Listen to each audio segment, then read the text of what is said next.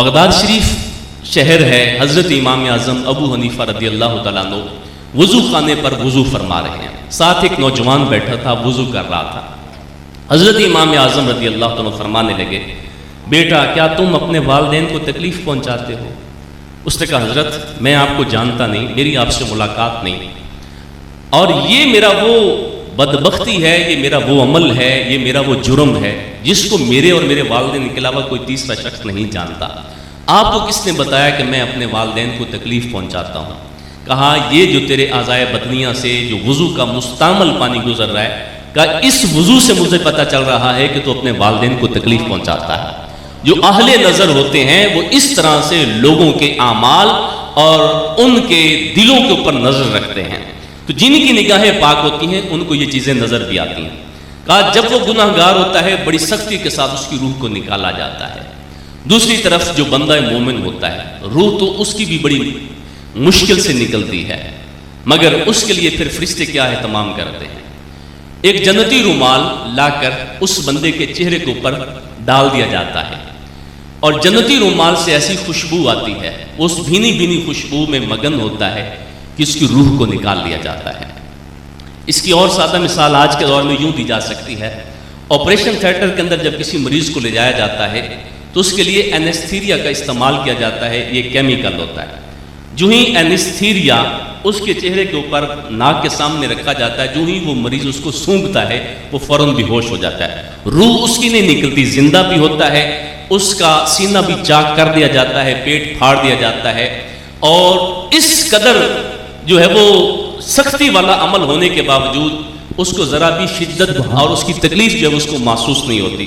کہا بلا تشبیہ بلا مثال یہ جو جنتی رومال ہوتا ہے یہ اس جنتی اینستھیریا کا کام کرتا ہے، ادھر سے اس کی روح نکل رہی ہوتی ہے، وہ اسی رومال کی خوشبو میں مگن ہوتا ہے کہ اس کی روح نکل جاتی ہے اور اس کو تکلیف بھی محسوس نہیں ہوتی۔ ارے جس کے چہرے کے سامنے جنتی رومال ہو تو اس بندے کو تکلیف محسوس نہیں ہوتی، جس کو آنکھوں کے سامنے جلوہ آمنہ کا لال ہو، سبحان اللہ، جلوہ مصطفیٰ صلی اللہ علیہ وسلم ہو، بھلا اس کو جو ہے وہ کیسے تکلیف محسوس ہو سکتی ہے؟ پیارے محبوب علیہ السلام کے علماء، یہ زندگی جو ہے یہ تماشا گاہ نہیں ہے، بلکہ یہ دنیا کی زندگی جو ہے یہ ایک امتحان گاہ ہے۔ جس طرح سے ہمارے بچے سکول وغیرہ میں پڑھتے ہیں تو ان کو ایک سال دیا جاتا ہے، وہ اس امتحان کی تیاری کرتے ہیں، ایک سال کے بعد ان کے پیپر ہوتے ہیں، ایک اے پیپر ہوتا ہے اور ایک بی پیپر ہوتا ہے۔ جو ان دونوں پیپرز میں سے پاس ہوتے ہیں ان کا نتیجہ جو ہے وہ رزلٹ آؤٹ کر دیا جاتا ہے اور ان کو اگلی کلاس کے اندر بھیج دیا جاتا ہے۔ بلا تشبیہ بلا مثال یہ زندگی ہمیں تیاری کے لیے دی گئی ہے، اور پھر اس کے بعد ہمارا بھی امتحان ہوگا، اور ہمارے بھی دو پیپر ہوں گے، ایک سبجیکٹو ایک آبجیکٹو، ایک اے پیپر ایک بی پیپر۔ اے پیپر قبر کے اندر ہوگا اور بی پیپر حشر والے دن ہوگا۔ جو قبر کے اندر پیپر ہوگا اس کے 3 سوالات ہیں۔ آج ہمارا کوئی بچہ اسکول پڑھتا ہو بالکل نکما اور نکھٹو قسم کا ہو، لیکن اگر اس کو تھوڑا سا بھی پہلے پیپر کا پتہ چل جائے، پیپر لیک آؤٹ ہو جائے، تو نکما سا نکما بچہ بھی کچھ نہ کچھ ایسی تیاری کر لیتا ہے کہ چند ایک کویسچنز وہ یاد کر کے ان کا رٹا لگا کر کم از کم پاسنگ مارکس تو حاصل کر ہی لیتا ہے۔ مگر جو آخرت کا امتحان ہے یہ اور طرح کا ہے، وہ پیپر پہلے سے بتا دیا گیا، اس میں سوالات کیا ہوں گے سب کچھ پہلے سے بتا دیا گیا۔ ہاں اب اس کی تیاری کیسے کرنی پڑے گی؟ سوال کیا ہوں گے؟ قبر کے اندر 3 سوالات ہوں گے جو اے پیپر ہوگا، اس میں پہلا سوال کیا ہوگا؟ تیرا رب کون ہے؟ اب کوئی بندہ یہ کہے کہ اس کا سادہ سا جواب ہے ربی اللہ، میرا رب تو اللہ ہے، لہٰذا میں یہ 2 لفظ یاد کر لوں گا تو قبر میں اس کا جواب دے دوں گا، تو یہ ہماری غلط فہمی ہے۔ اس کا جواب ایسے نہیں آئے گا کہ صرف 2 لفظوں کو رٹا لگائیں گے قبر کے اندر جواب آ جائے گا، نہیں، اس کے لیے پیچھے پوری زندگی کا عمل درکار ہے، اور یہی وہ عمل ہے جس عمل کے لیے آج ہم سب یہاں پر جمع ہیں۔ یہ اسی امتحان کی تیاری یہاں پر کروائی جا رہی ہے، لمحہ بلمحہ رب کا ذکر جو ہماری زبانوں پر ہے یہ اسی امتحان کی تیاری کروائی جا رہی ہے۔ اور جو شخص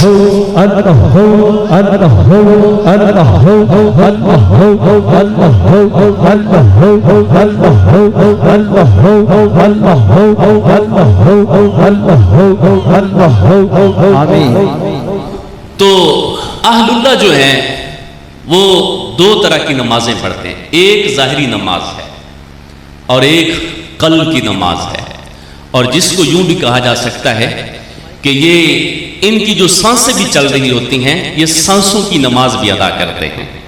ہر سانس جو چل رہی ہے ہر سانس میں یہ ان کی نماز ہے, یہ اللہ کی عبادت ہے. اور حضرت شاہ محمد نیاز چشتی نظامی رحمۃ اللہ علیہ نے فرمایا تھا کہ نفس کی آمد و شد ہے نماز اہل حیات. نفس کہتے ہیں سانس کو, آمد و شد یہ سانس جو چل رہی ہے کبھی آ رہی ہے باہر جا رہی ہے, یہ جو ہم سانس لے رہے ہیں کا نفس کی آمد و شد ہے نماز اہل حیات.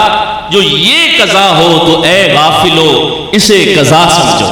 کہ اگر تیری سانس ہر سانس کے اندر تو رب کا ذکر نہیں کر رہا تو کہا یہ تو وہ نماز ادا کر رہا ہے کہ جو قضا ہی قضا کر رہا ہے. مگر جو اہل اللہ ہوتے ہیں وہ اپنی نمازوں کو قضا نہیں ہونے دیتے. حضرت شیخ الجامعہ شاہ غلام محمد گھوٹوی رحمۃ اللہ علیہ فرماتے ہیں کہ مجھے حضرت بابا جی پیر سید مہر علی شاہ صاحب رحمۃ اللہ علیہ کے ساتھ زندگی میں بڑی مرتبہ سفر کرنے کا موقع ملا. کہا میں جب بھی ان کے ساتھ سفر کرتا وہ نماز عشاء ادا کرتے اور پھر جا کر لیٹ جاتے اور اسی وضو کے ساتھ وہ نماز تہجد بھی ادا کرتے. تو کہا ہم حیران رہ جاتے کہ یہ تو ساری رات لیٹے رہے سوئے رہے اور اب وضو بھی نہیں کیا, اسی وضو کے ساتھ نماز ادا کر رہے ہیں. کہا ایک دن جب میں نے غور کیا تو میں نے کیا دیکھا کہ حضرت بابا جی مہر علی شاہ صاحب رحمۃ اللہ علیہ لیٹے ہوئے ہیں, آنکھیں بند ہیں مگر سانس چل رہی ہے. اور وہ سانس کیا, اس کو ذکر پاس انفاس کہا جاتا ہے کہ وہ ہر سانس میں رب کا ذکر کر رہے تھے. اور کسی نے کیا خوب کہا تھا, میڈا چرخا گھوں گھوں کردا ہے, میڈا چرخا گھوں گھوں کردا ہے, دل میڈا تو کردا ہے. نالے چرخا کتا نالے یاد کراں, نالے چرخا کتا نالے یاد کراں, ہاتھ کار والے دل یار والے. یہ اللہ جو ہے ایک دفعہ اپنے ہاتھوں کو اٹھائیں, ایک دفعہ اپنے ہاتھوں کو اٹھا کے ذکر کریں, سبھی دوست ذکر کریں.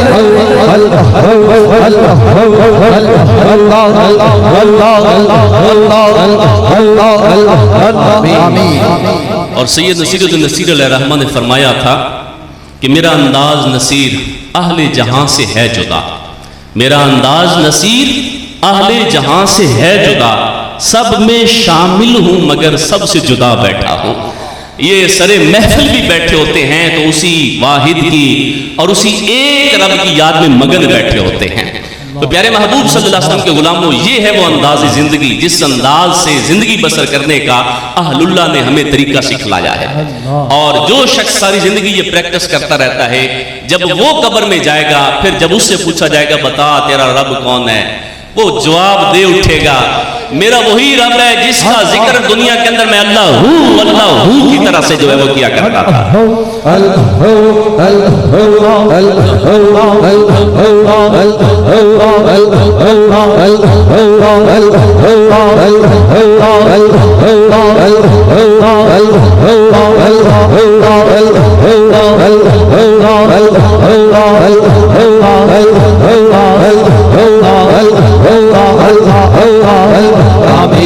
ہمارے قریب ہی ملتان شہر کے اندر نشتر ہاسپٹل کے اندر ایمرجنسی وارڈ میں ایک ڈاکٹر رہے ہیں, ڈاکٹر نور احمد نور. زندگی اور موت کے موضوع پر ان کی بڑی ایک لاجواب خوبصورت کتاب ہے اور پڑھنے والوں کو وہ کتاب پڑھنی چاہیے, جس کے اندر بڑی نصیحت آموز انہوں نے باتیں لکھی ہیں. انہوں نے کہا کہ میں 35 سال تک میڈیکل جو ہے وہ اس ہاسپٹل کے اندر میں رہا اور 35 سال میں نے ایمرجنسی وارڈ میں گزارے. انہوں نے 35 سال اپنا تجربہ یہ لکھا کہ میں نے 35 سالہ تجربہ یہ کیا ہے کہ 95% ایسے بد نصیب لوگ ہوتے ہیں جن کو مرتے وقت کلمہ بھی نصیب نہیں ہوتا. اور اس نے بڑی بڑی کہانیاں لکھی, بڑے بڑے لوگوں کے قصے لکھے. ایک شخص کا تذکرہ آپ کے سامنے کرتا ہوں. اس نے کہا کہ ایک شخص ایمرجنسی میں لایا گیا تو کہا نرس جو ہے وہ انجیکشن اس کو لگانے کے لیے جب آگے بڑھی وہ آگے سے گالیاں دینے لگا. خیر وہ پیچھے ہٹی, میں نے انجیکشن پکڑا, میں جا کر اس کو لگانے لگا. وہ مجھے بھی برابر گالیاں دے رہا تھا. کہا وہ مجھے گالیاں دے رہا تھا کہ میں نے اس کو انجیکشن لگانا شروع کر دیا, گالیاں دے رہا تھا کہ اس کی روح نکل گئی. کہا میں نے لوگوں سے پوچھا جو بعد میں اس کے ساتھ آئے ہوئے تھے, کچھ ان میں سے جو کچھ میرے جاننے والے تھے, میں نے ان سے پوچھا یار یہ بندہ کون تھا, اس کا تعارف کیا ہے. انہوں نے بتایا کہ یہ ایک ڈیرے دار شخص تھا، نمبردار ٹائپ، خان صاحب سمجھ لیں، ملک صاحب سمجھ لیں، کوئی بھی جو ڈیرے چلایا کرتا تھا، لوگوں کے فیصلے کیا کرتا، پنچایتوں کے فیصلے اس کے پاس آیا کرتے تھے، مگر زبان کا اتنا گندا تھا، اپنوں کو، پرایوں کو، چھوٹوں کو، بڑوں کو، سب کو گالیاں دیا کرتا تھا۔ کہ ساری زندگی اس نے اپنی زبان پر گالیاں رکھی۔ کہ میں اس نتیجے پر پہنچا، جس کا ساری زندگی یہ عمل رہا کہ اس نے گالیاں دی، مرتے وقت بھی اس کی زبان سے وہی گالیاں نکل رہی تھی۔ کہا یہ اب تمہاری مرضی ہے، تم ساری زندگی اپنی زبان کو گالیوں سے پر رکھو یا خدا کے ذکر سے تر رکھو۔ کہا جس کی جیسی زندگی گزرے گی ویسا اس کا وقت آخر ہوگا۔ پیارے محبوب صلی اللہ علیہ وسلم کے غلاموں، تو یہ پریکٹس ہمیں کروائی جا رہی ہے۔ اور ایک اور بھی میں عرض کرنا چاہوں گا، اور ہمارے جو ہے وہ بے احتیاطی ایک یہ بھی کی جاتی ہے کہ جب کسی شخص کا وقت آخر ہوتا ہے، بعض اوقات کوئی مریض ہوتا ہے، ہاسپٹل میں ہوتا ہے، گھر میں ہوتا ہے، تو جب اس کا وقت آخر ہوتا ہے تو ہمارے حضرات، ہماری بیویاں، خواتین اس کے پاس کھڑی ہوتی ہیں اور اس کو اپنی پہچان کروا رہی ہوتی ہیں کہ ابا جی مجھے پہچان رہے ہیں میں کون ہوں، میرے شوہر نامدار، میرے سرتاج، ذرا مجھے پہچان رہے ہو میں کون ہوں۔ وہ سمجھ رہے ہوتے ہیں کہ اب اس کی روح نکلنے والی ہے۔ یہ وہ وقت نہیں تھا کہ جب اپنی پہچان کروائی جاتی، یہ وہ وقت تھا کہ جب اس رب اور رب کے محبوب کی پہچان کروائی جاتی۔ آقا کریم علیہ السلام نے ارشاد فرمایا کہ جب تمہارے مسلمان بھائی اس دنیا سے جانے لگے تو مرنے والوں کو کلمہ کی تلقین کیا کرو، یہ تلقین کرنی چاہیے تھی۔ مگر ہم وہاں پر جس بندے نے ساری زندگی رب سے یہ دعائیں مانگی کہ مالک جب میرا وقت آخر ہو، میری زبان پر کلمہ طیبہ ہو، میری زبان پر کلمہ شہادت ہو، اب اس کے سامنے آ کر ہم نے اپنی پہچان رکھ کر ہم نے اس کی اپنی جو ہے وہ قبر کی اور آخرت کی زندگی کو ایک جو ہے وہ مشکوک راہ کے اوپر ڈال دیا۔ ایک اللہ والے تھے، جب ان کا وقت آخر آیا، ایک ان کی بیٹی تھی، نام افسا تھا، 3 سالہ بیٹی، اور بچے ہوتے ہیں۔ اللہ والوں کو پتہ چل گیا کہ میرا وقت آخر ہے، وہ فقیر اللہ کی یاد میں محو اور اللہ کی یاد میں گم بیٹھے تھے، یوں آنکھیں بند کر کے لیٹے ہوئے تھے۔ بیٹی نکلی، آ کر سینے پر بیٹھ گئی، کبھی ادھر سے ابا جی کہتی، کبھی ادھر سے اس کان میں کہتی ہے۔ ابا جی تھے کہ وہ تو اللہ کی یاد میں مصروف تھے۔ اب وہ بیٹی کافی دیر بلاتی رہی مگر بزرگوں نے آگے سے کوئی جواب نہ دیا۔ وہ روتی ہوئی چیختی ہوئی جو ہے وہ چلی گئی۔ کہا ابا جی آپ مجھ سے باتیں نہیں کرتے، چلیں اب میں بھی آپ سے کچوں، اب میں بھی آپ سے کوئی بات نہیں کروں گی۔ کمرے کے اندر جا کر رونے لگ گئی۔ ماں نے دیکھا، کہا بیٹی کیوں روتی ہو؟ کہا ابا جی سے ناراض ہوگی، وہ مجھ سے بات نہیں کرتے، اب میں بھی ان سے بات نہیں کروں گی۔ ماں نے بیٹی کو اٹھایا، آ کر کہا میرے سرتاج، یہ ہماری افسا ہے، رو رہی ہے، آپ اس سے باتیں کیوں نہیں کرتے؟ اللہ والوں نے آنکھ کھول لی، کہا کون سی افسا، کیسی افسا؟ بس ہم نے تو اپنے مالک کو پہچان لیا، اس کو راضی کر لیا، لا الہ الا اللہ محمد رسول اللہ۔ ماشاءاللہ، یہ ماشاءاللہ وما علینا الا البلاغ والی ہے یا دوسری؟ درود السلام پڑھیے، الصلاۃ والسلام علیک یا سیدی یا رسول اللہ۔ تو میں یہ عرض کر رہا تھا کہ اگر اس امتحان میں سے پاس ہونا چاہتے ہیں، ہمیں زندگی اس انداز سے گزارنی ہوگی کہ ہماری زندگی اس انداز سے گزرے کہ ہمارے لبوں پر خدا کا ذکر رہے۔ دوسرا سوال یہ ہوگا کہ تیرا دین کیا ہے؟ اب اس دنیا کے اندر ہم نے زندگی اس انداز سے گزاری ہو کہ جب ہماری خوشی غمی کا موقع ہو، ہماری اکثر رسمیں تو ہندوؤں والی ہوتی ہیں، ہماری عورتوں کے لباس یہودیوں اور عیسائیوں والے ہوتے ہیں، ہمارے کون سی ایسی رسمیں ہیں جو ہماری خوشی کے موقع پر اسلام والی ہوتی ہے، سوائے ایک نکاح کے اور کوئی رسم باقی نہیں رہ گئی ہے۔ تو اگر ہم نے زندگی یہود و ہنود کے رستے پر چل کر گزاری ہوگی تو پھر یہ مت سمجھیے کہ جب قبر میں جائیں گے اور فرشتے ہم سے پوچھیں گے بتا تیرا دین کیا ہے، تو ہم کہہ دیں گے ہمارا دین اسلام ہے، سوائے چند لمحوں کے ہم نے کون سی زندگی کا لمحہ اسلام والا گزارا ہے۔ آؤ اللہ والوں کے دامن سے جڑ جائیں گے، یہ تمہیں بتائیں گے کہ زندگی کس چیز کا نام ہے، یہ تمہیں بتائیں گے کہ دین کس چیز کا نام ہے، یہ تمہیں بتائیں گے کہ اسلام کتنا پیارا دین ہے، اور یہ تمہیں اسلام کے سانچے کے اندر ڈھال کر تمہیں یہاں سے اٹھا کر پیارے محبوب کے قدموں تک پہنچا دیں گے۔ تو پیارے محبوب صلی اللہ علیہ وسلم کے غلاموں، یہ تب نصیب ہوگا اس سوال کا جواب جب ہم نے زندگی اسلام والے راستے کے اوپر چل کر گزاری ہوگی۔ تیسرا سوال پوچھا جائے گا پیارے محبوب علیہ السلام کے بارے میں کہ بتا تو اس محبوب کے بارے میں کیا کہتا تھا۔ تو اگر اس دنیا میں ہمارا خدا نخواستہ یہ عقیدہ ہوا نبی تو وہ ہے کہ جس کو دیوار کے پیچھے کا پتہ نہیں، نبی تو معاذ اللہ وہ ہے جس کو چاہنے سے کچھ نہیں ہوتا، تو بتاؤ پھر کیا جواب دیا جائے گا؟ پھر زبان پر بھی یہی کلمہ ہوگا۔ اور اگر ان اللہ والوں کے در پر اور ان کی صحبت میں بیٹھنے والے ہوئے، پھر جب وہ پوچھیں گے نا بتا اس محبوب کے بارے میں کیا کہتا تھا، پھر زبان پر یہی جاری ہوگا سرور کہوں کہ مالک و مولا کہوں تجھے، باغ خلیل کا گل زیبا کہوں تجھے، اور کبھی یہ زبان پر اگر جاری رہا ہوگا کہ سب سے اعلیٰ ہو اعلیٰ ہمارا نبی، سب سے بالا ہو بالا ہمارا نبی، یہ تب نصیب ہوگا جب ایسے اللہ والوں اور ایسے پیارے مذہب اور دین والوں کے ساتھ ہماری سنگت ہوگی۔ تو یہ ہے ہمارا قبر کا سوال، قبر کا امتحان۔ چوتھا جو آخرت کا امتحان ہوگا، جو بی پیپر ہوگا، اس میں 4 سوالات ہوں گے۔ پہلا سوال یہ ہوگا، بتا تو نے جوانی کن کاموں میں گزاری؟ یہاں پر ہم مسجدوں میں بھی جاتے ہیں، سوائے بوڑھوں کے ہمیں کوئی نظر نہیں آتا۔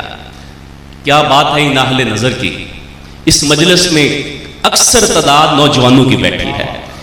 جوانی کی ان کاموں میں گزاری، اگر قیامت والے دن جب یہ سوال پوچھا جائے گا، نوجوانوں یہاں پر ایسی مجالس میں آنے والوں خوش نصیب ہو، یہ جوانی کا خوبصورت چیپٹر ہمارا قیامت والے دن کھلے گا۔ اور جب یہ چیپٹر کھلے گا کہ اس جوانی کو ہم نے دیوانہ نہیں بنایا، اور اگر یہ جوانی دیوانی بنی تو پیارے محبوب کے اوپر دیوانی بنی، پیارے اللہ والوں کے چہرے کو دیکھ کر ان کی دیوانی بنی، تو یہ سوال ہوگا، بتا تیری جوانی کس کام میں گزری؟ پھر ساری زندگی کے بارے میں پوچھا جائے گا، بتا تو نے زندگی کن کاموں میں گزاری؟ تیسرا سوال یہ ہوگا کہ تو نے مال کہاں سے کمایا اور مال کہاں پر خرچ کیا؟ جہاں پر حلال کمانا ضروری ہے وہیں پر اس کو حلال جگہ پر خرچ کرنا بھی ضروری ہے۔ خوش نصیب ہیں جن کا روپیہ پیسہ ایسی جگہوں پر لگ رہا ہے۔ آج کتنے لوگ ہیں جو میلے ٹھیلوں کے اوپر جا کر، سرکسوں کے اوپر، کبھی کتوں کی لڑائیوں پر، کبھی کبڈی کے میچوں پر اپنا پیسہ حرام جگہوں پر ضائع کرتا ہے۔ خوش نصیب ہیں وہ لوگ جنہوں نے محنت سے پیسہ کمایا، اور آج اللہ کے محبوب صلی اللہ علیہ وسلم کی آمد کی خوشی میں جو محفل میلاد منائی ہے، آج وہاں پر یہ پیسہ خرچ ہو رہا ہے۔ پیسہ کہاں سے کمایا، مال کہاں سے کمایا اور کہاں پر خرچ کیا، یہ تیسرا سوال ہر شخص سے پوچھا جائے گا۔ اور چوتھا اور آخری سوال یہ ہوگا بی پیپر کا کہ بتا تو نے اپنے علم کے مطابق عمل کتنا کیا۔ آج جس کے پاس جتنا عمل ہے، آج ہر شخص کو اس کے اوپر عمل کرنے کی ضرورت ہے۔ تو پیارے محبوب صلی اللہ علیہ وسلم کے غلاموں، آئیے یہ امتحان ہمارے سامنے موجود ہیں اور یہ سوالات بھی ہمارے سامنے واضح طور پر موجود ہیں۔ اس امتحان میں سے پاس ہونے کے لیے ساری زندگی محنت کریں، اور اس محنت کا یہ بڑا خوبصورت طریقہ ہے کہ جہاں پر بھی اللہ والے جاتے ہیں اسی امتحان کی تیاری کروا رہے ہیں، اور اسی امتحان کی یہ اکیڈمی جو ہے وہ چل رہی ہے۔ اللہ رب العزت ایسے اللہ والوں کو سلامت رکھے، اور آپ کی صحبت پا کر جو ان کا اصلی فیض ہے اللہ ہمیں اسی سے فیض یاب فرمائے۔ یار زندہ صحبت باقی، اللہ مجھے اور آپ سب کو توفیق عمل نصیب فرمائے۔ دنیا ہوتے رکھ فقیرہ ایسا بین کھلون، دنیا ہوتے رکھ فقیرہ ایسا بین کھلون، کول ہوئے تا حسن لوکی دور ہوئے تا رون۔ اللہ ہم سب کو توفیق عمل نصیب فرمائے۔ ماشاءاللہ حضرت علامہ مولانا مفتی محمد حنیف نظامی صاحب خیالات مقدسہ کا اظہار فرما رہے تھے۔ غلام حشر میں جب سید الورا کے چلے، لوائے ہم کے سائے میں سر اٹھا